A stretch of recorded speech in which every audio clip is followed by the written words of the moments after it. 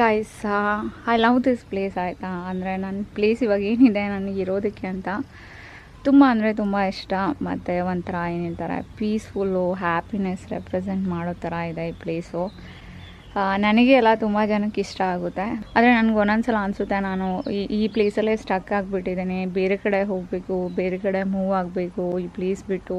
ನಾನು ಇಲ್ಲಿ ಏನೇನೋ ಮಾಡ್ತಾಯಿದ್ದೀನಿ ಆಯಿತಾ, ಏನೇನೋ ಪ್ಲ್ಯಾನ್ಸ್ ಇದೆ ನನಗೆ ಇಲ್ಲಿ.